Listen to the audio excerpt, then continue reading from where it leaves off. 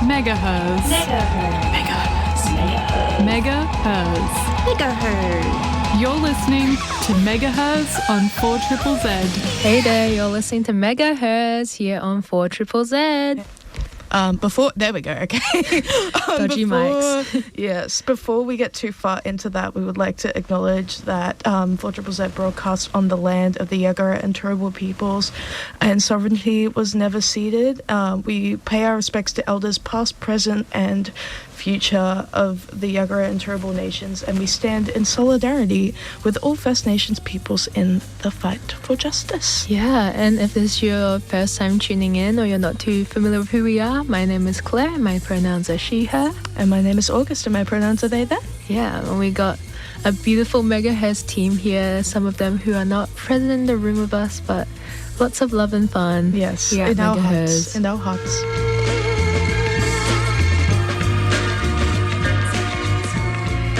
Hey there, you're listening to MegaHerzzz here on 4ZZZ 102.1 FM. Hey. Oh, that was such a cute little bracket there. Yeah. We had Spring by Saint Etienne, which, what a beautiful song. Yeah, they're coming to Australia in like September, I think. Yeah. It might be a bit later than that. I think I had an email here. Towards the end of this year. Yes. You can catch them in Brisbane. You can catch them there, which they will be so beautiful live. I think I'm And if you can't wait that long to catch a band touring, this week we had the song before, Pick Up That Knife by Wednesday, and Wednesday's playing on Thursday night at the Princess Theatre, I think. Yeah, that'll be very fun. They should have played on the Wednesday, though. I think that would have been good. That would have been, a perfect matchup, Wednesday on Wednesday. Although I'm sure they get that all the time. They must be so sick of that. Yeah. But, they are incredible. They're at the Princess very soon, and they're also playing in Mullumbimby. I think so. Yeah, at the Civic Hall, which is very fun, and I think more bands of their size should play at miscellaneous kind of venues like that. I know Jet Black Cat, who I think is the company the record organization. It's not a label, but music organization who they partner with to book that show. They book a lot around that kind of Northern Rivers, Bundjalung Country it's awesome. region. It's very local. I remember last time Wednesday played in Brisbane, they played at season 3. They did a separate side show. It was announced right before it happened, and then tickets sold out so quick, so I didn't get to go. But yeah, and that was before they really blew up. So it was a small crowd, small room, and now they're playing Princess Theatre back in Australia. Look at that growth is crazy, and also sweet because it's right next door to the new season 3. Yeah. Still connect them back. Exactly. And then before we played Wednesday, we played Calypso by Spiderbait, who's also coming. Classic. At some point. They're pretty soon, I believe. They're beginning of July. Yeah. And they also have Custard opening for them, which will be fun. And I think the Gnomes, who I'm not super familiar with, but I know I remember seeing them post being give us more local femme-fronted bands. Yes, to open for everyone us. everyone apply, everybody play the show. Everyone in Brisbane plays the show. Everyone, it's a really long show and everyone gets a 2-minute set. So I think that'd be beautiful. That'd be really cute. Everyone get up on the stage. So we wanted to make mention on this show of I'm sure many of you would have heard it. I've heard it talked about on the station a fair bit. And also just in community about the Goori Camp Embassy, who have been set up and burning a sacred fire at Barrambin or Victoria Park for 71 days now. And it's because of the Olympics, they wanted the government and all of those big companies are looking to bulldoze that place for the Brisbane Olympic Stadium when it's such a sacred land and there's so much still happening there, and the government just doesn't seem to care. They're just we're going to bulldoze it for something that is such a short-term thing. Once the Olympics is over, the land will just be ruined. It's just going to be a big stadium. That specific spot is incredibly sacred to it's got so much history. And I think it might have been this is some intense topics, but I think it was the site of a lot of frontier wars, massacres. It's a burial ground as well. And there's been so much like just community on that land in the past like 2 months, and the police just showed up and just was not showing any respect, as they always do. Yeah. Fork Founding Kitchen. But there have been large protests on the site contesting the development of the stadium yesterday, as alongside those at the Camp Embassy who have been there for, like we said, about 2 months. At 12 a.m. today, legal ownership of the park was transferred to the Games Independent Infrastructure Coordination Authority, or GICA. And at 1 a.m. this morning, a lot of the protesters were forcibly removed by the police. This was not the first interaction that had happened with the police. I believe there was one on Friday or Saturday. It's been like happening often, because we've talked about the Goori Camp Embassy on this show before, and one of my housemates, it was like actively, camping out there, and the cops were, showing up and saying that, oh, we're going to come and bulldoze this place in June. They were like, here's your warning, we're going to bulldoze you guys. But then the thing is that, and like everyone, kind of like the cops were informed of this as well, but under like federal law, I think like a whole like Australian-wide law, they legally cannot bulldoze a sacred fire, because it's a sacred fire and it's protected. There are treaties, I believe, I forgot the name of the law. We can pull it up and find it. It might be like Heritage Act. Or, yes, it's like Section 27, I believe, of the Heritage Act was what one of the main participants of the Goori Camp Embassy was like saying online. But yes, there are specific laws that say that you cannot bulldoze a sacred fire yet. Exactly. That seems to be what the intention is. But however, there are still some people at the embassy holding down the fort and at the sacred fire at the top camp, because there were 2 separate camps. And it's just really important that we as a community keep an eye on what's happening at the Camp Embassy and show our support. Absolutely. Please keep updated and please keep informed with what's happening with the embassy. They have an Instagram that they seem to be updating pretty regularly, at Goori Camp Embassy. So yes, please keep updated with that. We here on MegaHerzzz will strive to keep you updated weekly, and I'm sure so many of the other shows here at 4ZZZ have been covering it. I know Randomised was covering it pretty consistently. So yes, it's definitely really important to keep an eye on it. I think it's the best way to engage is just actively be looking at what they're doing from their socials and stuff, because hearing it from a third party, you can never get the exact full image. 100%. So engage with the community, engage with them. If there's any mutual aid call out posts, or if you can support them in any capacity. I'm sure that it'll be very good to support, because I remember they used to have a lot of asking for supplies being donated because they were camping out. So I'm sure there's still a lot of those ways you can help out if you just reach out. Definitely. And it will be interesting to see going forward with the ownership being with GICA now, what happens, and really it's gonna change the situation a lot. So definitely keep informed, and yes, we will. It's definitely of concern. I feel like it's really important to keep in close attention, because I feel like GICA, they've had their intentions so set for the 2 months. They have their mind so set on bulldozing the place that it's going to be a lot of unjust actions coming from them. Potentially, probably. But definitely keep informed, keep updated with them. We'll try our best to do that, but best to hear it from the source. So we wanted to make sure all of our listeners are as across that as you can be. It's really important to look after community and to look after communicate with sacred land. Keep in touch with what's happening at Goori Camp. 100%. We've got another story here that was written by our dear co-host, who is not right here right now, Shah, and it's all about access to abortion in Queensland, which is unfortunately under threat. Yeah, I feel like it's been in conversation for it just keeps coming up over like every year. It never It's a ends. constant issue. Yeah. But once again, women's productive rights are under attack in Queensland. This week, politicians will decide who can prescribe and access abortion medication in Queensland.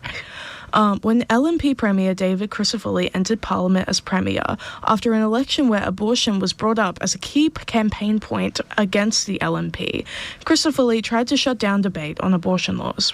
He put a gag motion in place that restricts debate on abortion.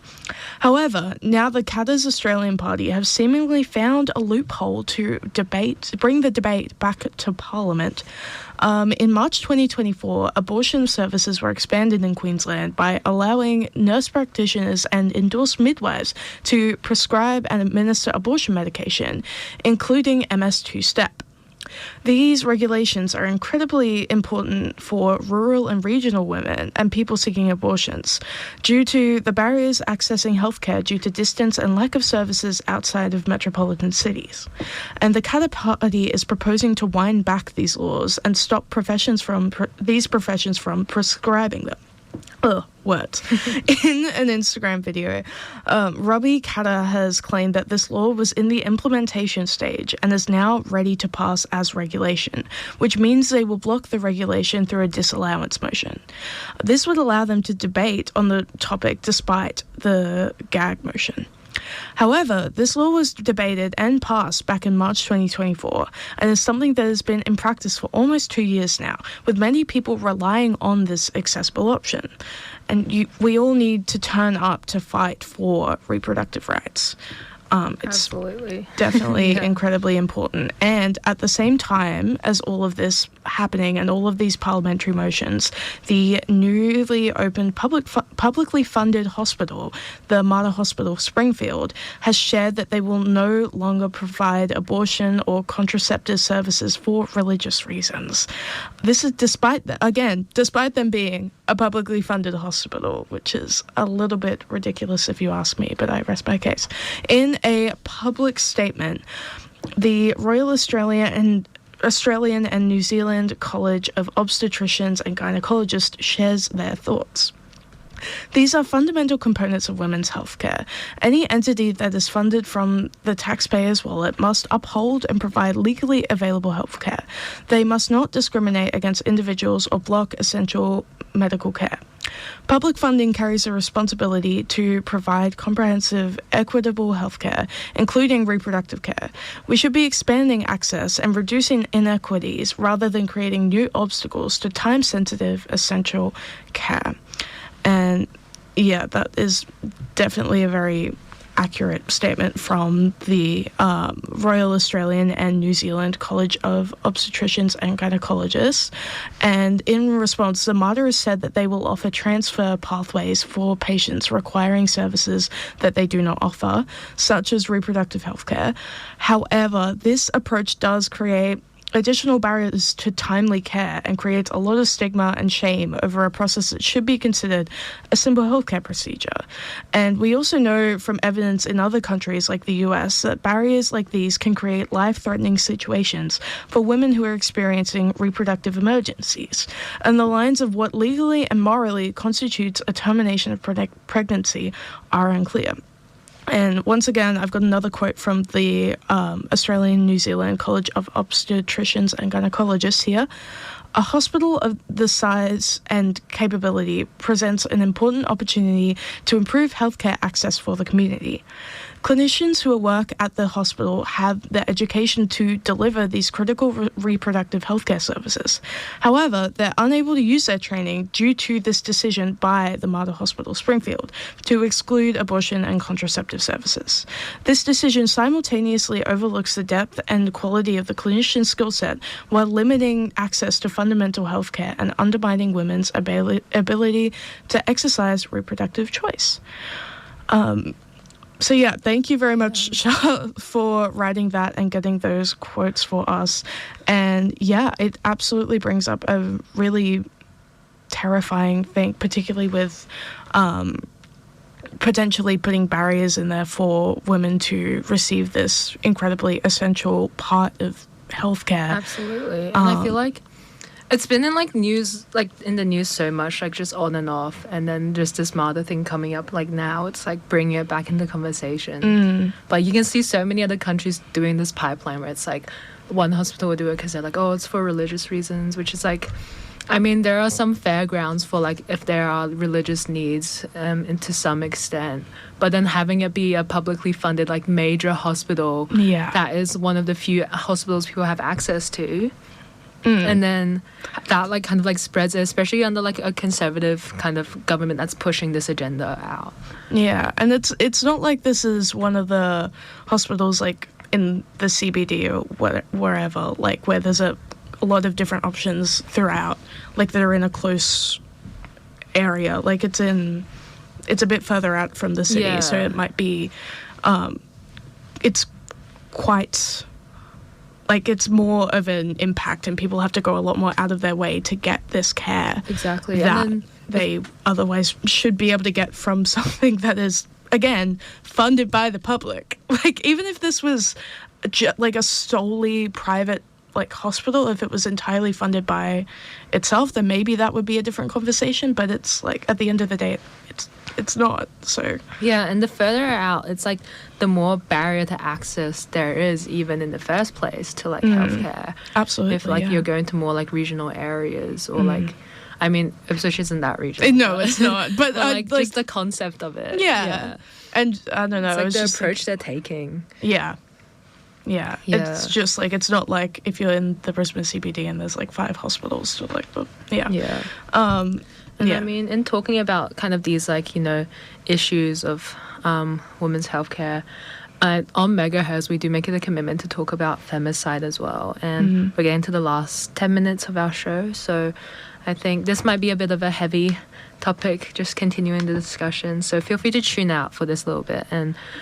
But we do try to report on femicide, and we get our information from Sherele Moody's Femicide Watch. Sherele Moody, if you don't know, she does a lot of really important research and documenting Australian women and children who are lost to all forms of, femicide and other forms of violence. Not even just domestic violence, but there's a lot of really tragic things that happen.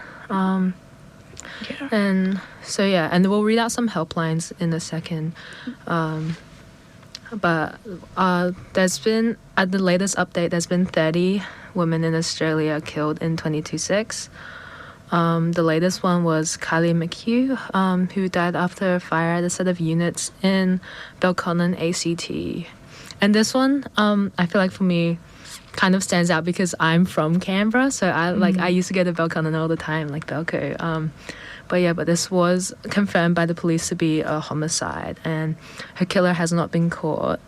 There's not much other information, but just the fact that this was a Canberra one, I'm this stands out, Yeah, absolutely. And Sherele Moody does have a little bit more information about Klaire August on her page. She has a quote here from presumably somebody who knew her, saying that she had time for people that other people didn't have time for.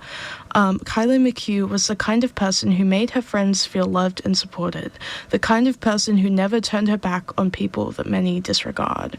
And we always try and give these women more dignity. We always try and tell their names when we can find them and when they're published.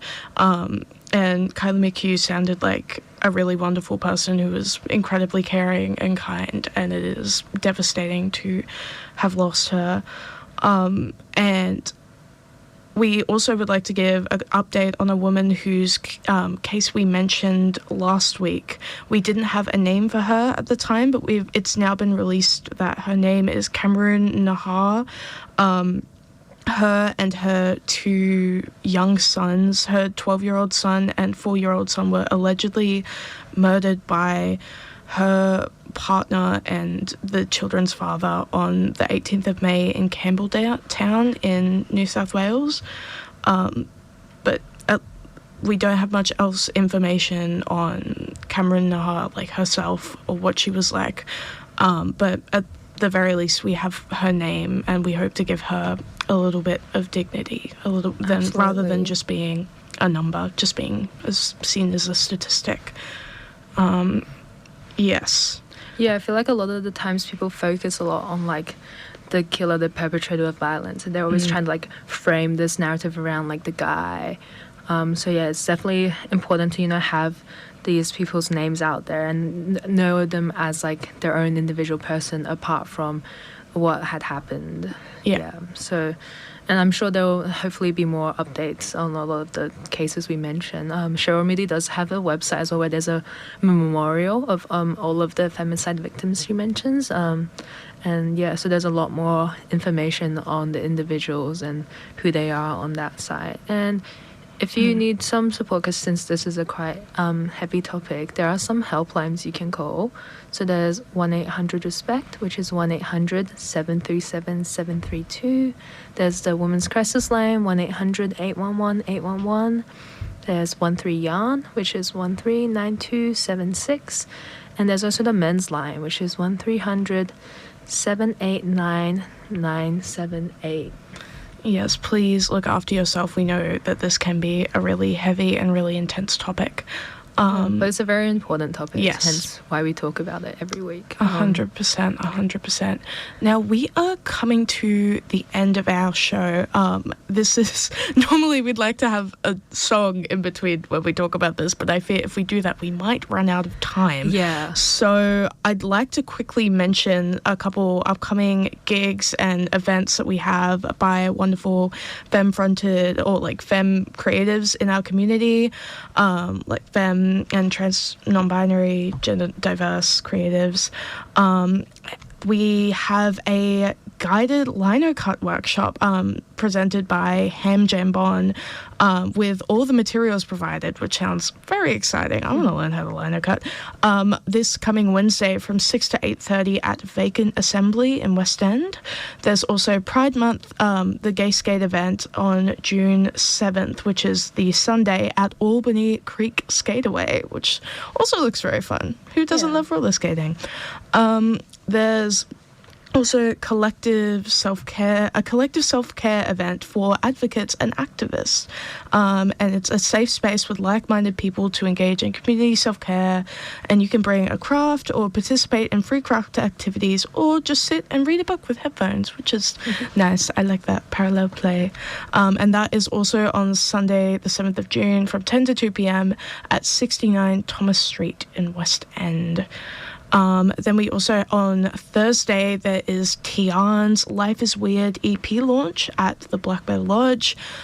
Friday, there is Vincent's show with Soma's Secret and Niche at Season 3, which I've heard Vincent is very incredible. Vincent's so good. I've seen him live once, and it was insanely good. Yeah, 100%. And I know for a fact that Niche has like crazy vocals. We don't play her enough on here. We should play her more. Yeah. And then on the 5th, on the Friday, there is the Pining and Yearning art show with MegaHerzz's very own Claire's Lace Angel and moi performing at the art show as well. That is gearing up to be an awesome night. And on Saturday, there is Clutch Lesbian Night at the End Bar with a DJ set from Nisha Alexander and performances from Salem Moon, Rusty Copperfield, and Stephanie Stefani. So it's gearing up to be a crazy busy week. So I hope you can get on down to a couple of them, you know, engage with community. Be a fun time. Sounds lovely. Well, we might have to wrap up. Yeah, we're going to wrap up. Thank you so much for tuning in, everyone. Yeah. And yeah, we'll see you next week. Isn't that what feminism is about?